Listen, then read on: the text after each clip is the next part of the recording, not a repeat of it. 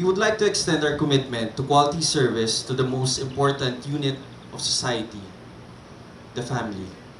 Ito ang pahayag ni Engineer Nicole Policarpio ng Rimaven Homes sa isinagawang groundbreaking ceremony ng subdivision sa Dauma, Balacat City nitong ika-15 ng Mayo.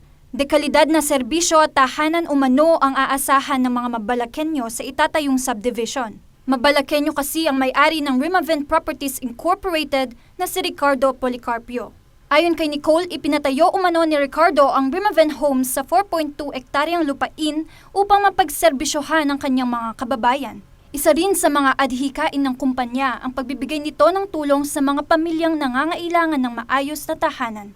So yung goal namin in building homes here in Dau, kasi as you know, meron tayong growing backlog sa housing natin ngayon sa buong Philippines.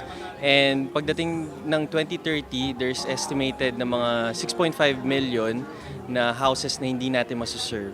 That's why in our own little way, we're trying to help socially sa nation building, which is providing homes for the people na nangangailangan. Inaasahang matatapos ang konstruksyon ng mga modern Spanish-inspired houses at ibang pasilidad pagkatapos ng pangatlong bahagi ng taon. Bukod sa magandang lokasyon at 24 oras na seguridad, nakasentro rin ang kumpanya sa pagkakaroon ng mga environment-friendly na pasilidad. Next are yung mga child minding facilities and yung mga materials recovery facility, which is isang advocacy namin as a company na mas maging environmentally aware yung mga tao.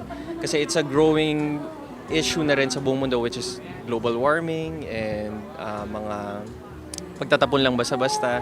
Si Mayor Boking Morales ng Mabalacat City naniniwalang akma sa syudad ang itatayong komunidad ng Rimaven Homes. Nagpapasalamat ako sa RD Policarpio sa Rimaven Properties Incorporated for putting up this project. At kailangan po natin ito to provide our people a environmentally sound, friendly, and peaceful community. Para naman sa mga karagdagang impormasyon, Like us on Facebook, Rimaven Properties Incorporated.